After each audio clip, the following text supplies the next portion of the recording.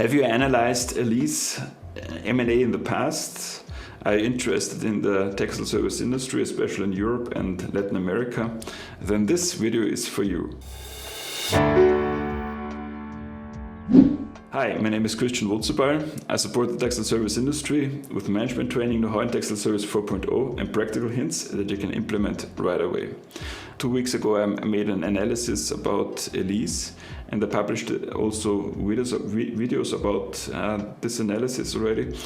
So there is a link in the video description to these videos, and there's also a link here in here a card. So I did one video for the analysis of all the insights that I got from this analysis, like how many transactions, what were the sales multiples, and so on. And then I did a video about the pros and cons of Elis M&A in general. So what is the pro for M&A, what is the pro for organic growth, and what are the challenges and so on. I think it's a very interesting and good video. And this video here is more in detail. It's more detail about various countries like Germany, Swiss, France, Brazil, Spain, Berendsen, which is not a country, but it's 78% of all the acquisitions of Elis. The rest of the 22% without Berendsen, small M&A. So there are time codes in the video description, and you can jump to the country of your interest right away. And don't forget to subscribe to the channel for more information about the textile service industry. There is information not just about markets, but there is also information about new technologies, management hints, and so on. And I'm posting basically 1 or 2 videos a week. And for those who are subscribed to my newsletter, you'll get also access to this Excel spreadsheet. So down there is also a link to subscribe to the newsletter, and then you receive a link to the Excel spreadsheet.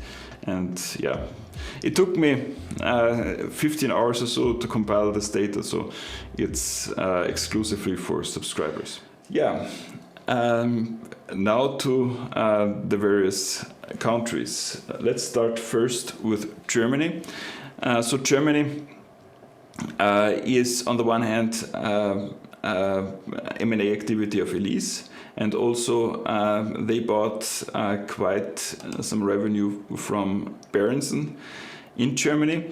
And you see that the main focus is healthcare in Germany. So there are a few companies that also have a focus in hospitality, like Potsdam, Kress, 2 other laundries here, and then some smaller laundries here. But in general, you can say it's probably 90%, I would assume, is healthcare. There's also a little bit of industry clients from the Berendsen acquisition, but this is a minor enterprise, so it's basically healthcare. And the revenue is about 350 million euros, and the purchasing price was about roughly 480, which is not 100% correct, because Berendsen was there's only Elis only published the lump sum of the whole Berendsen transaction, and I just split up this transaction by revenue. So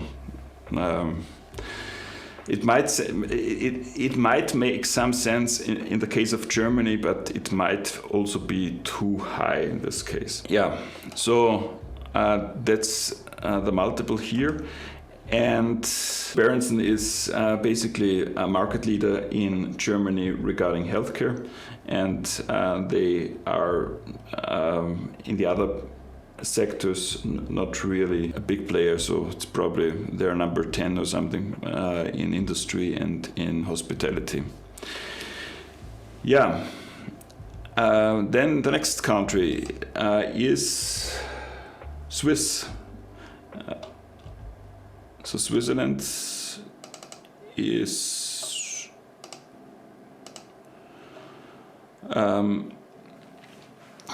much more focused on hospitality, but they have also some mixed plants where they just mentioned in the reports that they have several different customer segments.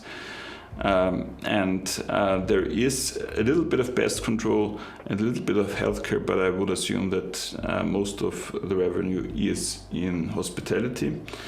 And the revenue used to be, before they bought it, 60 million euros, and they bought it actually with a multiple of 1.2 in revenue. They are basically all over the place in Switzerland, and they dominate the market, at least for healthcare. France is obviously their home turf, and they bought companies all over the place, and most of the transactions were rather small. So the total revenue is not actually very high. So there was basically no revenue with the Berendsen acquisition, and they acquired within 9 years something like 46 million euros. So there were many small acquisitions in France, with the exception probably with the sorry, I'm not French. I cannot pronounce these names in poesy. So with the exception of this one, and the revenue multiple is 1.1, so it was not very expensive. But on the other hand, I would assume that they will have had a challenge to keep all the clients. Because, for instance, when you buy a small company in Toulon with healthcare and hospitality, and with just 2.4 million euros in revenue, then I would assume that by today they've probably lost half of it, because the customers are used to be dealt with the owner of the business and not with a multinational, and the systems are different. So I would assume that they have had some customer turnover with these small accounts. Yeah, and of course they had also quite a few companies with pest control, especially in France. So they bought many small companies for pest control, which makes sense actually. If you are in this market, then you buy small companies in order to get the routes. Yeah, so that's the story of France. And then Brazil. Brazil is actually very interesting. I plugged in here the number of the Brazilian peso real. Yeah, I think that's wrong.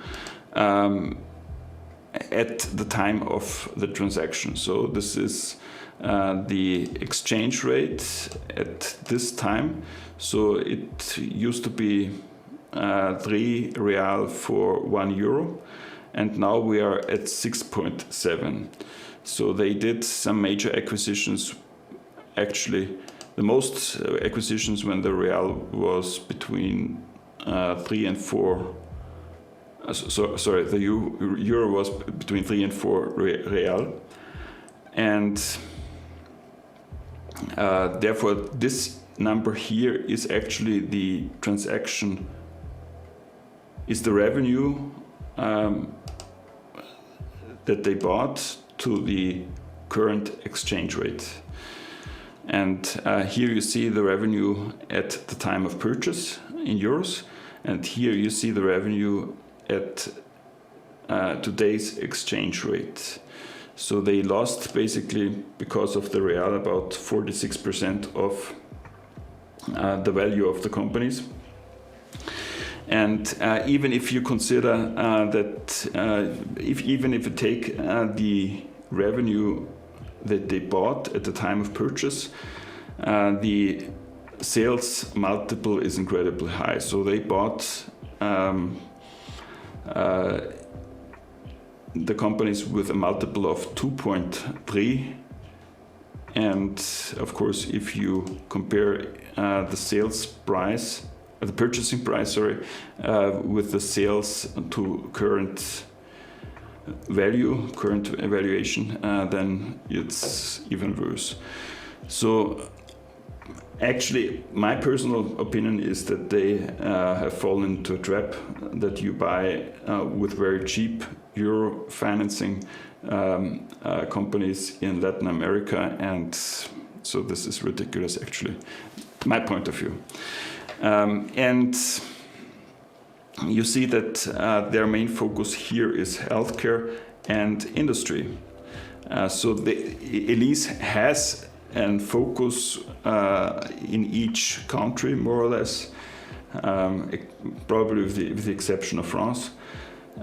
So they have a focus in Germany, for instance, in healthcare, in Switzerland for hospitality, in Latin America it's healthcare and industry. Spain, let's talk about Spain. We can see that there were quite a few transactions. They became market leader probably with the acquisition of Indosal. And then they had some bolt-on acquisitions, as you said, and they bought it to a fair price, actually, rather high, with 1.4 in sales multiple. And that's the story of Spain. They bought also quite a few smaller companies there. And then the Berendsen story. So I selected now the company Berendsen, but just the company. So I unselected everything, and then I selected the company Berendsen. And I looked up the report, and this is actually the distribution of the revenue of Berendsen according to the different countries. So Berendsen used to have 35% of revenue in Great Britain, 16% in Sweden, 14% in Denmark, in Germany, 13% in Denmark, and so on. And of course there are 9% other that I could not allocate. So that's the Berendsen total revenue, and they bought it for 2.4 billion euros, which makes a revenue multiple of 1.7. So it was quite an expensive acquisition, and this acquisition actually is 78% of the whole purchasing price of Elis.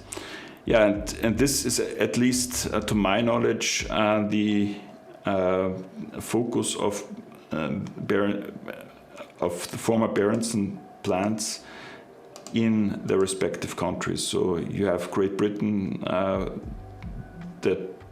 where I do not know whether they have a clean room, but they were all over the place. And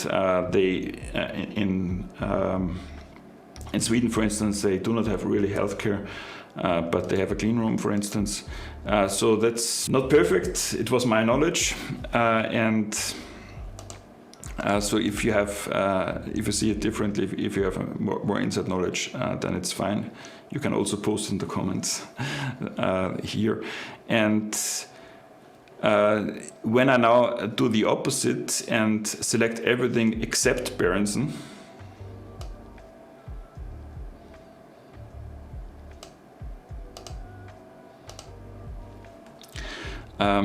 so this is these are all the transactions except Berendsen, and then you see that the sales multiple is 1.5. So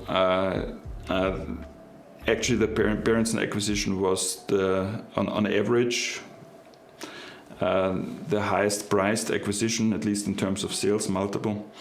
It's not so easy to get the other multiples, maybe for Berendsen, yes, but for the others, I am not able to provide you with an EBITDA multiple or an operating margin multiple because it's just not in the reports.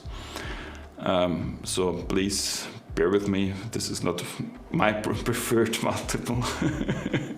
I think it makes not perfect sense, but at least it gives you some idea. And yeah, so that's basically everything except Berendsen. And then what's also interesting is that you have also transactions that are below 3 million or 5 million in France. So when you filter this for all the cells that have no color, then you see all the transactions that are below the threshold of 3 million international and 5 million in France. And this is interesting because on the one hand there are quite a few, so they buy also many small companies. At least you can see it critical because M&A activity takes some effort. It takes some effort to have the post-merger integration, and you can argue that the smaller the company, the higher the risk that you lose the customers. So when you buy Berendsen, for instance, as a lease, then the risk that you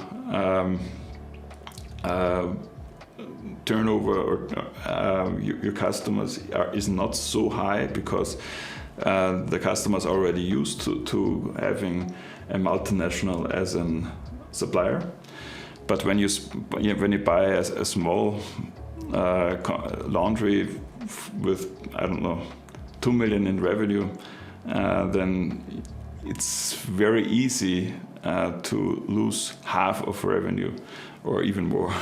You can lose all of your revenue because there is a relationship with the owner, and yeah.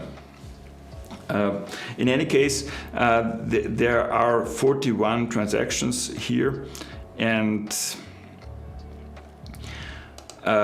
you can also see that they're all over the place. So it's industry, it's meds, it's healthcare, it's hospitality. Of course, it's pest control. Most of the transactions there are small, and yeah. So that's and what's also interesting here is these transactions here are not are included in the organic growth. So there is always a sentence that organic growth is defined as being that major acquisitions are defined by having more than 3 million revenue international and more than 5 million revenue in France. So these are not major acquisitions, and therefore these minor acquisitions are actually part of organic growth from their reporting. So yeah, and this is about 0.4% of organic growth. So when they report about 2.7% organic growth on average, they have in reality 2.3% organic growth. You get the idea. So my personal opinion is that this is not organic growth at all. It's M&A. You buy the revenue. Revenue is foreign to your company. You need to change quite. You need to change over the systems. You need to change over the item list and so on. So that's an exercise, and I'm critical about this one. Yeah, so this concludes the video. And if you liked it, then give it a like and subscribe to the channel. And I can remind you, subscribe to the newsletter and you get a link to the access to this Excel chart, and you can make further analysis yourself. See you in the next one. Bye bye.